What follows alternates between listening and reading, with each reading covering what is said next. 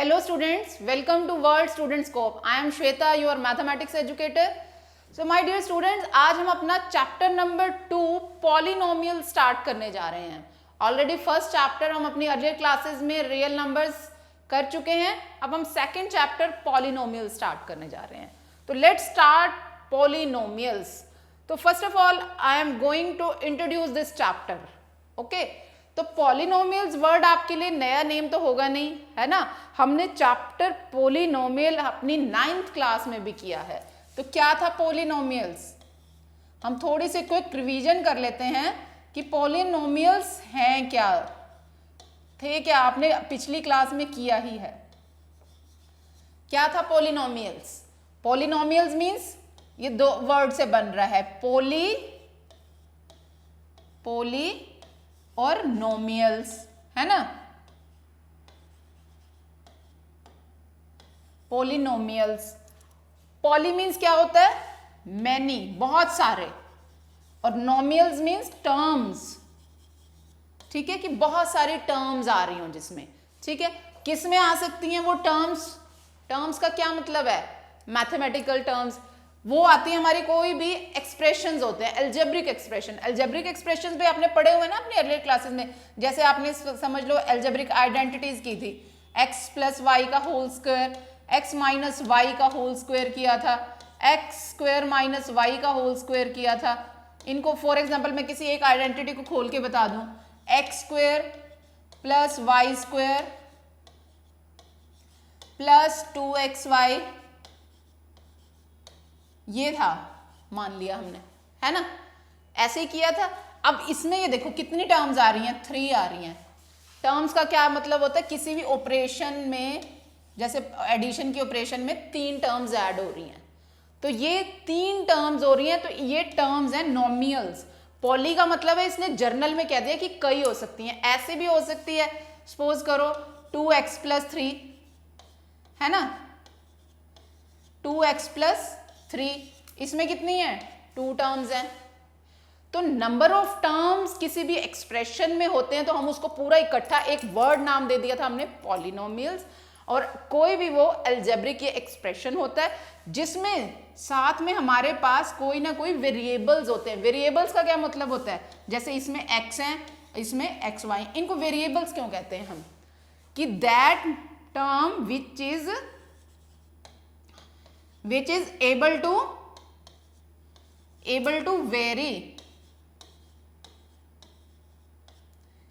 To vary का मतलब जो वेरी होने के काबिल हो, वेरी हो सके. वेरी का मतलब बदल सके. बदल क्यों सके, ये 2x प्लस 3 लिखा है फॉर एग्जाम्पल, x की अलग अलग वैल्यू, मान लो आपने x की जगह 1 रखा तो आंसर आ गया 5, x की जगह 2 रखा तो आंसर आ गया 7. मतलब x की वैल्यू की वजह से, x के बदलने से हमारा आंसर बदलता जाएगा, है ना. तो इसलिए इनको वेरिएबल कहते हैं कि वेरी होते रहते हैं, बदलते रहते हैं. ठीक है बात.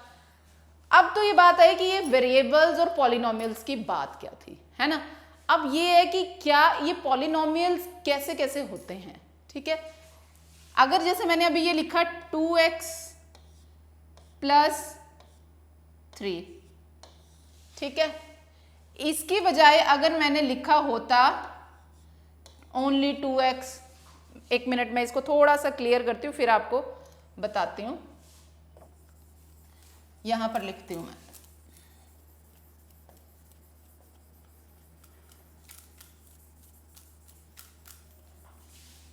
क्या कहा मैंने, कि अगर मैंने जैसे अभी आपके सामने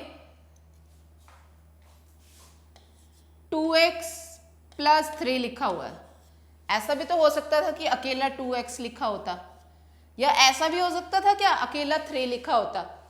ऐसे भी है, तो ये अपने आप में टर्म ना, ये यहाँ पे भी टर्म्स हैं, यहाँ पे भी एक टर्म है, ये भी टर्म है, तो क्या ये भी पॉलिनोमियल हैं. बिल्कुल बच्चों, ये भी पॉलिनोमियल है. कि ये वाला जो हम कहेंगे इसमें 2 टर्म्स हैं, है ना, 2 टर्म्स हैं, इसमें 1 टर्म है, इसमें टर्म है तो सही, पर वो सिर्फ एक सिंगल नंबर है, कोई वेरिएबल साथ नहीं है. तो इसको तो हम कांस्टेंट पॉलिनोमियल कहते थे. कांस्टेंट है कि बदलेगा नहीं, इसलिए कांस्टेंट का क्या मतलब है, फिक्स्ड. तो ये कांस्टेंट पॉलिनोमियल, ये मोनोमियल, मोनोमियल यानी एक जिसमें टर्म है, ये बायनोमियल, बायनोमियल जिसमें 2 टर्म्स हैं। अगर ऐसे मान लो मैं लिख लूं 2x² प्लस x प्लस 3, कुछ भी लिख लूं, इसमें कितनी है 1 2 3, तो ये ट्राइनोमियल। आ रही है बात समझ में? ये हम रिवीजन कर रहे हैं, आपने वैसे 9th क्लास में ये पढ़ा ही था। ये ट्राइनोमियल, इसमें 3 टर्म्स आ गई हैं, ठीक है। तो जो हमारे पॉलिनोमियल्स हैं डिपेंड कर रहा है कि उसमें कितने कितने टर्म्स आ रही हैं, तो उसको वैसे वैसे हम नाम देते जाते हैं। इसलिए इसका एक जर्नल वे में कंबाइंड नेम दे दिया पॉलिनोमियल, कि नोमियल तो है ये पीछे टर्म्स, पॉली बदलता जाएगा। पॉली अगर 1 है तो वो मोनो बन जाता है, और अगर 2 है तो वो बाई बन जाता है, 3 है तो ट्राई बन जाता है। इस तरह से पॉलिनोमियल्स के नेम्स होते हैं। आ गई ये बात समझ में? अब बात आती है कि ये तो आपने टर्म्स देखी हैं, है ना, कि इसमें 2 है, इसमें 1 है, इसमें 3 है, इस वजह से आपने इनको ऐसा नाम दिया। अगर अब हम बात करें कि आपने इसको इनकी जो पावर्स दी हैं उसको अगर आप चेक करो, पावर्स क्या होती हैं? डिग्रीज। पावर्स, जो वर्ड आप यूज करते हो पावर्स, वो क्या होती है? Degree of a polynomial, degree of a polynomial. Degree का क्या मतलब होता है कि जोन से भी जितनी भी टर्म्स हैं हमारी पॉलिनोमियल में, उसमें जो वेरिएबल की हाईएस्ट पावर है। अब यहाँ पे देखो वेरिएबल की कितनी पावर है? 1 है। यहाँ पे वेरिएबल की पावर 1 है, यहाँ 2 भी है और 1 भी है। हाईएस्ट कौन सी है? 2। तो जो 1 वाले होते हैं, जिनकी पावर 1 होती है, पावर 1 होती है, वो तो होते हैं कौन से? लीनियर पॉलिनोमियल, ठीक है, लीनियर पॉलिनोमियल। और जिसमें पावर 2 होती है, पावर 2 होती है, वो होते हैं क्वाड्रेटिक। क्या नाम देते हैं उनको? क्वाड्रेटिक। क्वाड्रेटिक पॉलिनोमियल होते हैं वो। आगे बात समझ में? और जहां पे अगर ऐसा भी कोई हो सकता है 3x³ plus 2x² plus x plus 1, कुछ भी, है ना।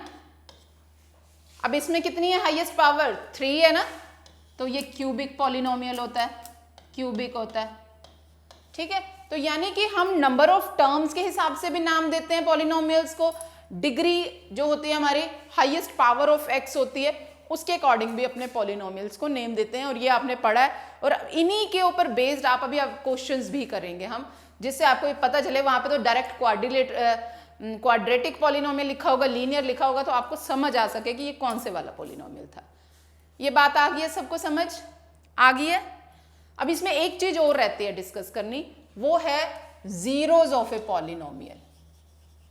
Zeros of a polynomial.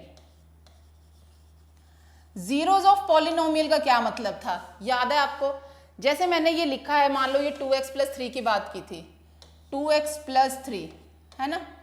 एक ये पॉलिनोमियल है, पॉलिनोमियल, इसको नाम दे दें अगर हम p ऑफ x। ये 2x प्लस 3 को इसको नाम दिया है px। जीरोज ऑफ पॉलिनोमियल का क्या मतलब है कि अगर ये चीज x की क्या वैल्यू रखें कि आंसर 0 हो जाए।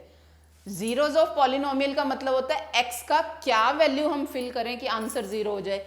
अगर ये चीज 0 होगी तो मतलब कि p of x is equal to 0 होगा, ठीक है।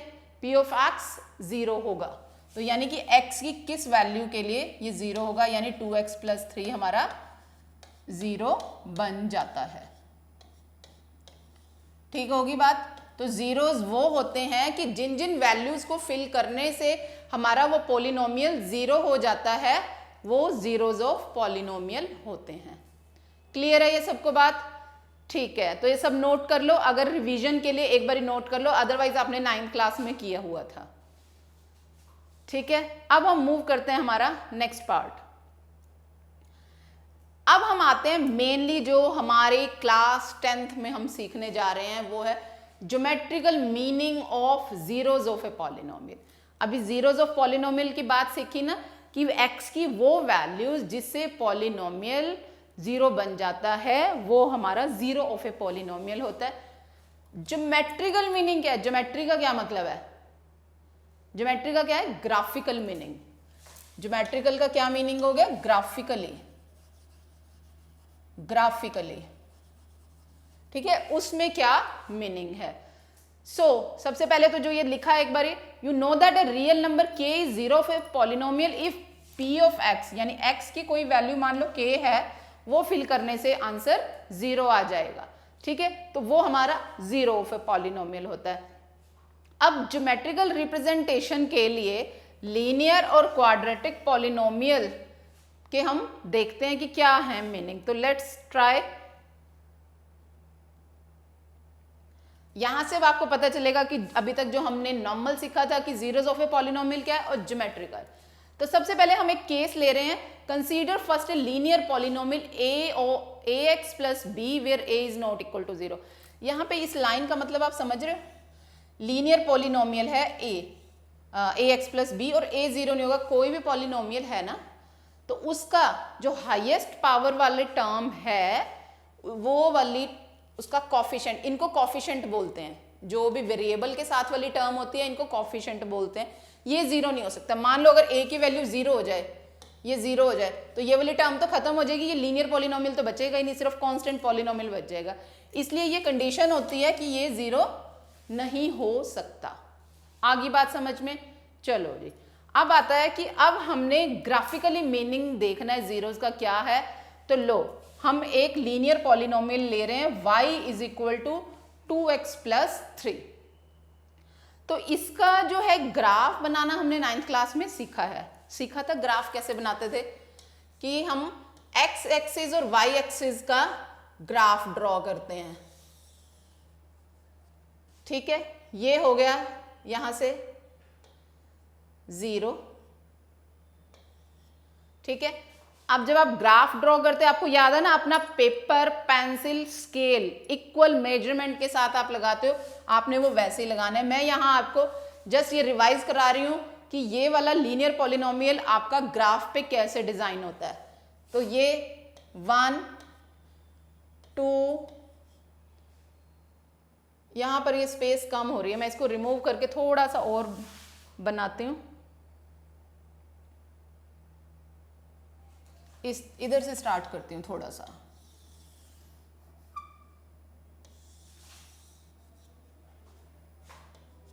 ये हो गया 0 -1 -2, ठीक है।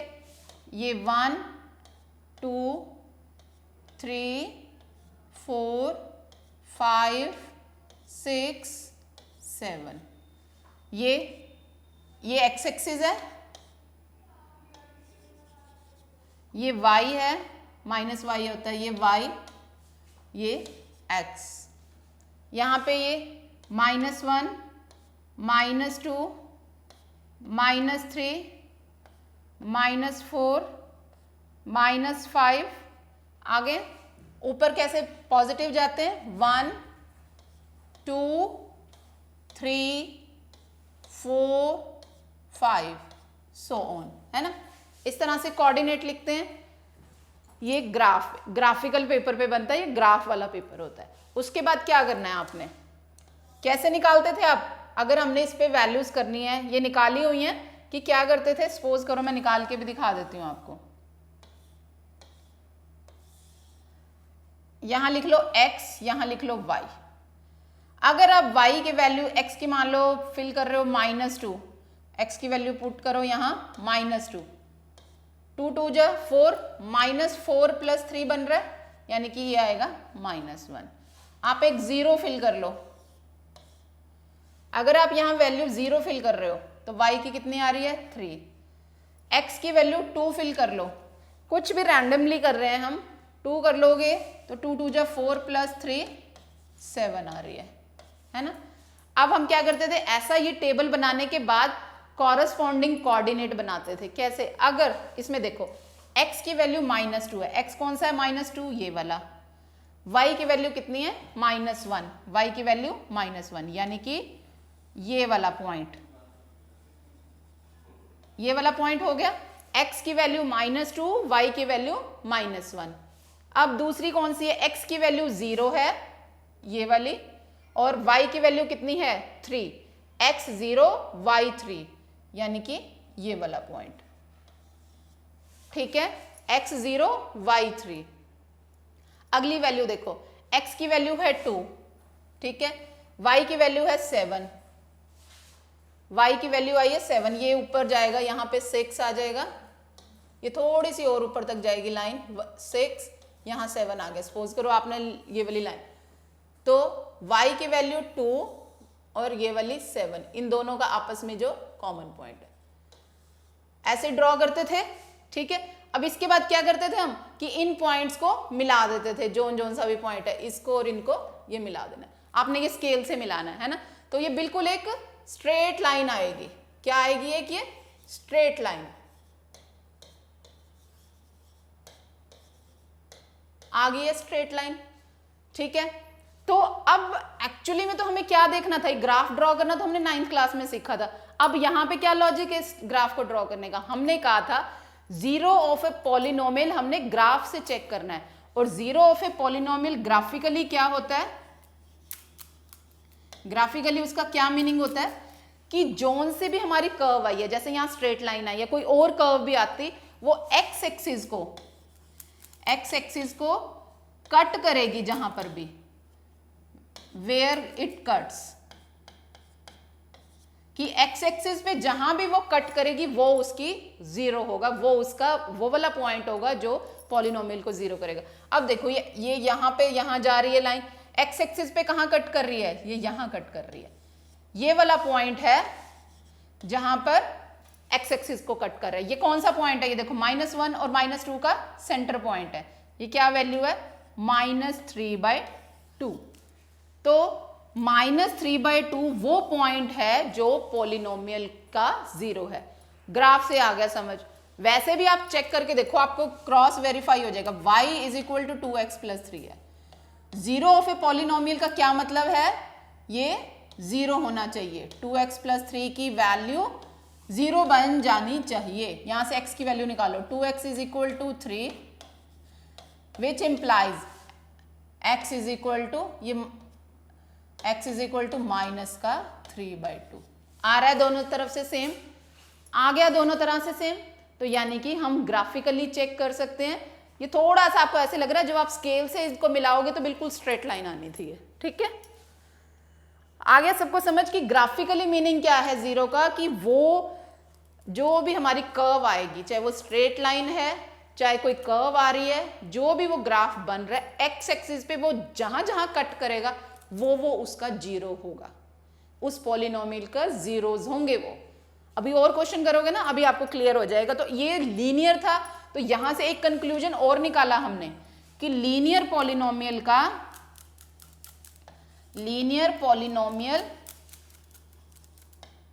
हैव ओनली 1 0, उसका सिर्फ एक ही 0 होगा। क्लियर है सबको कि 0 जो लीनियर पॉलिनोमियल है जिसमें हाईएस्ट डिग्री 1 है, उसका 0 भी 1 नहीं होगा। क्लियर है, नोट कर लो। फिर अब हम अगला ट्राई करते हैं। अब हम चेक करते हैं कि ऐसे ही जीरोज क्वाड्रेटिक सीखा था ना अभी हमने, जिसकी हाईएस्ट डिग्री 2 है वो क्वाड्रेटिक होती है पॉलिनोमियल। तो ग्राफिकली अगर हम उसको चेक करें, उसके जीरोज चेक करते हैं। लेट्स सी, मैं ग्राफ बना रही हूं,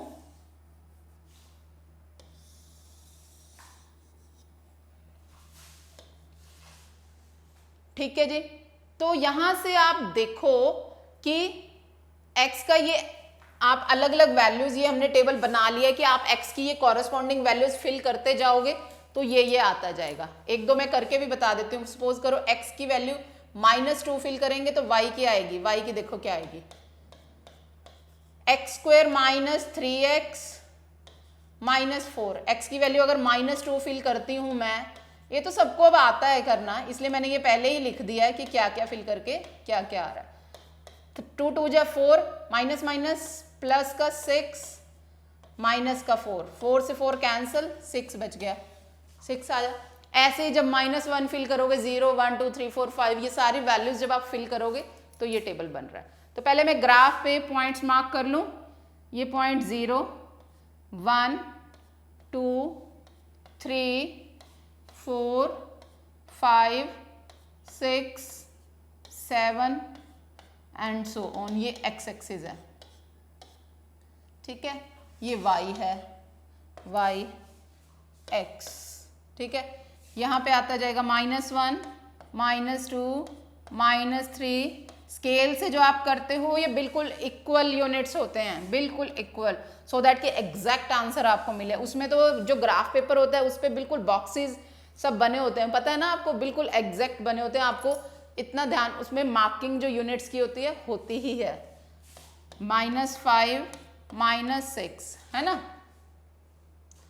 अच्छा जी, अब y की वैल्यू फिल करते जाएं, 1 2 3 4 5, -1 -2 -3 -4 -5, और अभी नीचे तक ये जा सकता था, ठीक है। थोड़ा सा और वैसे ये स्पेस चाहिए थी, मान लो यहाँ ये -6 यहाँ पे आ जाएगा, ठीक है। क्या करना है, x की वैल्यू -2, x की वैल्यू है -2, y की वैल्यू है 6, ये सपोज करो यहाँ पर आ जानी थी 6, है ना। तो x की वैल्यू -2, y की 6, ये वाला पॉइंट है ना। दूसरे में x की वैल्यू -1, x का है -1, y की वैल्यू आ रही है 0, यानी कि ये वाला ही बनेगा, ये वाला। x की वैल्यू है 0 और y की वैल्यू है -4, ये वाला पॉइंट है ना। अब है x की वैल्यू 0 थी, y की -4 थी, अब x की वैल्यू है 1, y की है -6, x की वैल्यू है 1, ये है कॉरस्पॉन्डिंग, देखो x की वैल्यू 1, y की -6, ये यहाँ पे जाके कहीं आएगा, है ना। ये थोड़ा सा और नीचे जाएगा, जब x की वैल्यू 2, y की फिर से x की वैल्यू 2 के सामने y की 6 यहाँ पे, राइट। x की वैल्यू 3, y की -4, x की वैल्यू 3, y की -4, ये यहाँ पे कहीं जाके, है ना। इसके सामने और इसके सामने ये जो कॉमन पॉइंट बनता है, ऐसे ड्रॉ करते थे ग्राफ। x की वैल्यू 4, y की 0, x की वैल्यू 4, y की 0, ये वाला पॉइंट। x की वैल्यू 5 और y की 6, x की वैल्यू 5, y की 6, यानी कि ये और ये वाला पॉइंट से ये बनेगा, y की 6 है, x की 5 है, ये वाला पॉइंट है ना। ड्रॉ कर लिया अब हमने क्या करना है, इन सारे पॉइंट्स को मिलाना है। तो लेट्स इसको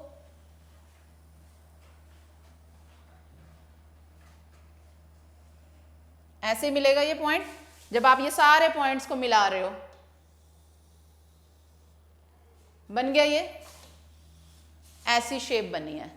आपने ये शेप सुनी है, कौन सी होती है, ऐसे वाली शेप, कोई भी होती है, जो ये शेप कौन सी होती है, यू टाइप वाली शेप, ये क्या होगी, इसको हम पैराबोला शेप बोलते हैं। वो स्ट्रेट लाइन थी, ये पैराबोला शेप होती है। ये जो इसके डिटेल पैराबोलाज एंड ऑल आप +1 में पढ़ते होते हैं, ठीक है।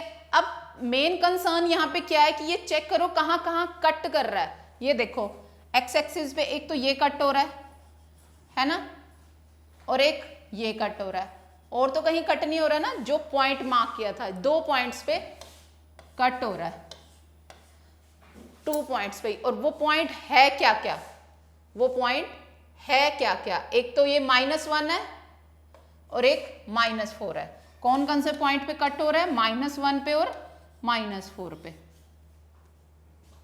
आ रही है बात समझ? है ये -1 और ये -4 नहीं रजे, प्लस का 4 है ना, +4, एक -1 पे और एक 4 पे ये कट कर रहा है लाइन को, तो यानी कि ये दोनों इसके जीरोज होंगे पॉलिनोमियल के। क्या होंगे? ये 2 जो है इसके जीरोज हैं पॉलिनोमियल के, क्योंकि इस पैराबोला ने इसको 2 पॉइंट्स पे कट किया है।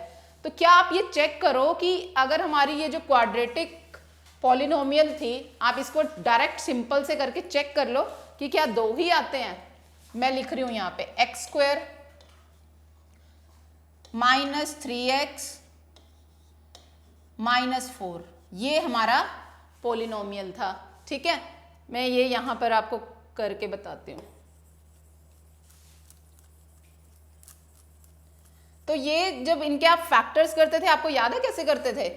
x² -3x -4, हम क्या करते थे? इन दोनों के कोफिशिएंट्स को मल्टीप्लाई करते थे। इसका 1 है, इसका 4 है, 4। हम इसके ऐसे फैक्टर्स बनाते थे कि वो मल्टीप्लाई होके तो 4 आएगा और ऐड होके 3 आएगा। ऐसे कौन कौन से फैक्टर्स हैं? है ऐसा कोई कि मल्टीप्लाई होके तो 4 आ जाए और प्लस या माइनस होके 3 आए? 4 और 1 ही है आपस में, 4 और 1 है आपस में, मल्टीप्लाई होंगे तो 4 आ जाएगा, प्लस या माइनस होंगे तो 3 आ सकता है। अगर मैं ऐसे लिख दूं x² -4x + 1x -4, अब इन दोनों में से x कॉमन, x -4 प्लस का 1, इस 1 कॉमन आ रहा है, x -4 है ना। अब हम क्या करते थे? दोनों में x -4 वाली टर्म कॉमन, वो कॉमन निकाल ली और x + 1 इकट्ठा हो गया। ऐसे ही करते थे हम क्वाड्रेटिक इक्वेशन को सॉल्व, इनके फैक्टर्स। अब हम क्या कहते हैं? जीरोस कब होंगे? अगर ये पॉलिनोमियल की वैल्यू 0 हो जाए। इसका मतलब x -4 इंटू x + 1 0 हो जाए।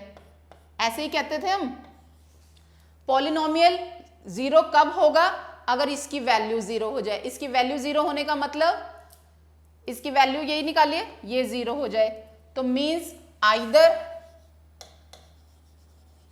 x -4 = 0, या तो x -4 की वैल्यू 0 होगी और x + 1 की वैल्यू 0 होगी, क्योंकि दोनों में से कोई एक भी 0 हो गया तो प्रोडक्ट 0 हो जाएगा। हम लिखते इसलिए ऐसे, यहां से निकालो x -4 = 0 का मतलब x = 4 और यहां से x = -1। ग्राफिकली भी आपने चेक कर लिया कि ये 2 पॉइंट ही आ रहे हैं, है ना। तो हम यहां से क्या कंक्लूजन निकालेंगे कि जो क्वाड्रेटिक पॉलिनोमियल है उसके 2 जीरोज ही होते हैं। ठीक है, उसके 2 जीरोज ही होते हैं, क्वाड्रेटिक के 2 जीरोज होते हैं। आ गया ये भी ज्योमेट्रिकल मीनिंग समझ कि ज्योमेट्रिकल मीनिंग ऑफ जीरोज क्या है, चाहे वो हमारा लीनियर पॉलिनोमियल था या क्वाड्रेटिक पॉलिनोमियल। हो गया सबको समझिए? ठीक है, अब हम कुछ इसका केस डिस्कस करते हैं कि अगर अभी जो हमने देखा ना वो पैराबोला शेप में आ रहा है कि वो कैसे कैसे हो सकता है। केस 1 है, here the graph cut x axis at 2 distinct point, जैसे मैंने अभी ये बनाया था कि वो ऐसे कट कर रहा था, है ना, ये 2 पॉइंट्स पे कट कर रहा था, 2 distinct point a and a', तो वो उसके 2 जीरोस थे। ये अभी हमने जो प्रूव करके बताया वो यहाँ पे यही बता रहा है, इस तरह से हो सकता है। ठीक है, ऐसे भी हो सकता है, एक ही साइड भी हो सकता है ना, ऐसे भी हो सकता है। जो 2 पॉइंट्स पे कट करेगा तो उसके 2 जीरोस होंगे। ठीक है, कोई भी हो सकते हैं वो a और a', कोई भी 2, डिपेंड करेगा x और y की वैल्यूज क्या है ना। तो ये ऐसे हो सकते हैं उसकी 2 जीरोस। केस और भी कोई हो सकता है, graph cut x axis exactly at 1 point that is at 2 coincident points. इसका क्या मतलब है? ऐसे ही और भी आपके पास केस बन सकते हैं। जैसे अभी हमने देखा था कि वो 2 पॉइंट्स पे कट कर रहा था, तो जरूरी नहीं है कि वो वैसे ही कट करे। ऐसे भी हो सकता है कि वो कॉमन पॉइंट पे यहां टच करे, 2 पॉइंट आपस में मिलके यहाँ पे कॉमन पॉइंट एक ही आ रहा हो, है ना, ऐसे बन जाए कुछ, ऐसे बन जाए, है ना, कि यहाँ एक कॉमन पॉइंट बन जाए कि जो दो अलग अलग कट करने थे वो दोनों यहीं मिल रहे हैं। पैराबोला ऐसे भी कट कर सकता है, तो वहां क्या कह रहा है, so the 2 points A and A dash, वो ए और ए डैश जो है दोनों यहीं पे ही कोइंसाइड कर गए, एक दूसरे के ऊपर ओवरलैप कर गए, तो ये क्या होगा, case 1 coincide here to become 1 point, यहाँ पे एक ही पॉइंट बन जाएगा, तो हम फिर वो 1 0 कहेंगे कि उस क्वाड्रेटिक पोलिनोमियल का 1 0 है। तो यहाँ से हम कंक्लूजन क्या निकालना चाह रहे हैं कि जो क्वाड्रेटिक पोलिनोमियल है उसके 2 तो जीरोस हो सकते हैं, 1 भी हो सकता है ना, उसका 1 भी हो सकता है। क्या इसके अलावा भी केस हो सकता है, वो देखो वो क्या केस है। Graph is either completely above the axis और completely below the x axis, इस टाइप का ग्राफ भी हो सकता है। ग्राफ कुछ ऐसे बन गया, टच ही नहीं किया कहीं भी एक्स एक्सिस को। हमने क्या कहा था, ग्राफिकली वो तभी जीरोस फाइंड कर सकते हैं अगर वो एक्स एक्सिस को जहां भी कट कर रहा है या टच कर रहा है।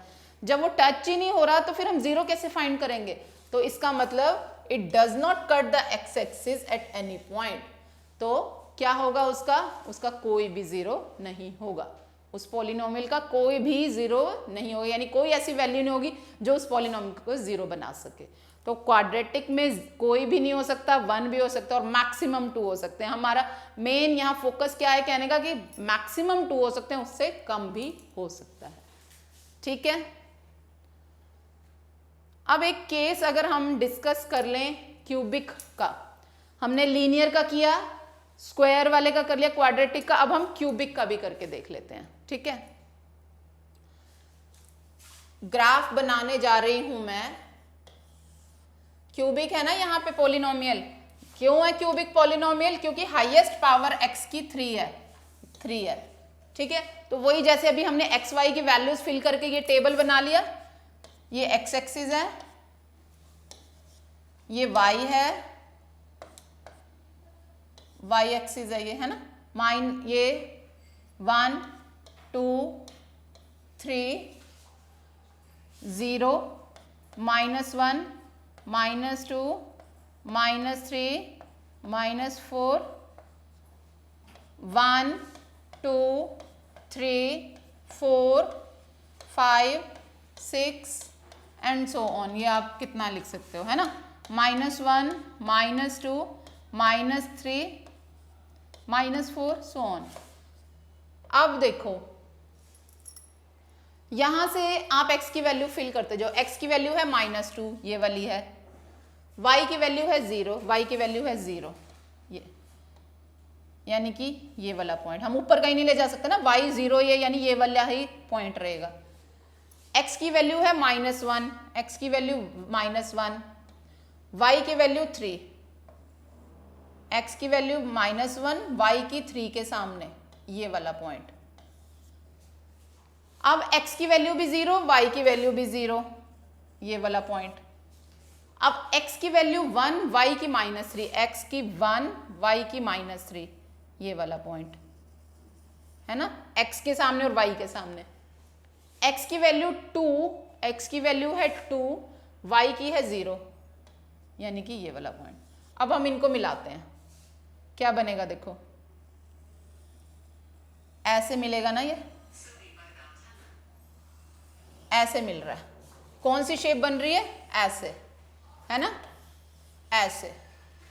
अब यहां पे मेन कंसर्न है कि x को कहां कहां कट कर रहा है, ये वाला पॉइंट है x का, ये वाला है और ये वाला है, इन 3 पॉइंट्स पे कट कर रहा है, इन 3 पॉइंट्स पे कट कर रहा है। और हमारी इक्वेशन क्या है, क्यूबिक, यानी कि ये इसके 3 जीरोस होंगे। तो हमारा कहने का मतलब ये है कि nth पॉलिनोमियल जितनी हाईएस्ट पावर है उसके ज्यादा से ज्यादा मैक्सिमम उतने रूट्स उतनी जीरोस हो सकती हैं। इसको सिंपल वे से चेक करो, अगर direct x³ -4x is equal to 0, तो x into x² -4 is equal to 0, तो यानी ये x इज इक्वल टू 0 एक ये हो सकता है, और x² -2² is equal to 0, x minus two, ये तो सबको सॉल्व करना आता है ना, x minus two x plus two is equal to 0। तो यहां से क्या क्या वैल्यूज आ जाएंगी, x की 2 और -2, यानी x की 0 2 -2, ये देख लो -2 0 और 2, ये हमने वैसे भी सॉल्व करके देख लिया, ग्राफिकली भी देख लिया, यही वैल्यूज आ रही हैं। क्लियर है सबको? वेरीफाई कर, ये सबको आती है ना इक्वेशन सॉल्व करनी। मैंने x कॉमन लिया, फिर either x is equal to 0 और दिस इज इक्वल टू 0, ये a square minus b square का फॉर्मूला लगा दिया। तो 6th क्लास में की थी आइडेंटिटीज, है ना। मेन यहाँ हमारा फोकस था, ज्योमेट्रिकली हमने चेक करना था कि उतनी जीरोज हैं अगर हम डायरेक्ट भी निकालते हैं। आ गया सबको समझ कि ग्राफिकली कैसे चेक होता है ना। सो आपने ये भी देख लिया। अब हम इसका एग्जाम्पल आप बताएंगे मुझे कि अगर आपको ये समझ आ गया कि देख के ग्राफ से आप बता सकते हो इसकी कितनी जीरोज है। Look at the graphs in the figure 2.9 given below. Each is the graph of y is equal to px, where px is any polynomial.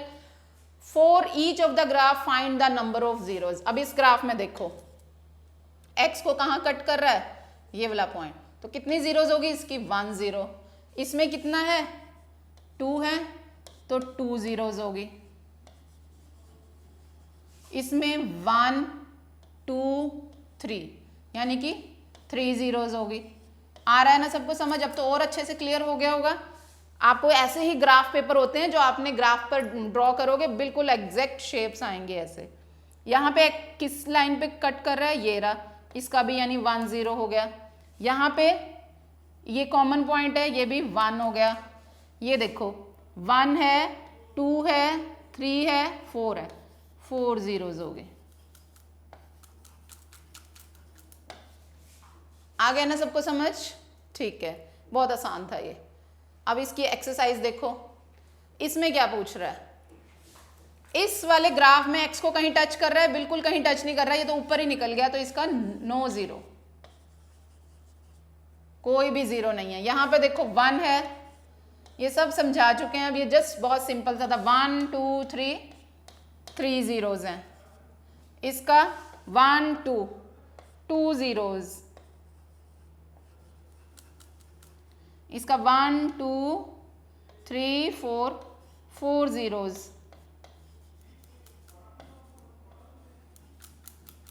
इसकी देखो 1 2 3 ये 3 जीरोज। तो यहां से आपने क्या देखा, जितनी बारी वो एक्स एक्सिस को कट कर रहा है, जहां जहां वो कट कर रहा है एक्स एक्सिस को, उतने उसके जीरोज होंगे। हमने उसके एग्जांपल्स भी देखे हैं, ग्राफिकली भी देखा है, और आपने यहां से भी चेक कर लिया। आ गया ना सबको? अब ये कंसेप्ट जो है जीरोज का पॉलिनोमियल के लिए आपको समझ आ गया, चाहे वो ज्योमेट्रिकली है चाहे वो एल्जेब्रिकली है ना। अब बहुत अच्छे से आपको ये कंसेप्ट क्लियर हो चुका है। तो अब हम इसी के ऊपर बेस्ड जो है इसके और क्वेश्चंस भी ट्राई करेंगे, पर ये पहले आप रिवाइज करोगे, ग्राफ बनाकर देखोगे कि आपको सही से बनाना आ रहा है, सो दैट कि आप इससे रिलेटेड और क्वेश्चंस आगे कर सकें। हम पर वो इसलिए नेक्स्ट क्लास में करेंगे, अभी आप ये रिवाइज करेंगे। सो आज के लिए अभी इतना ही। Thank you.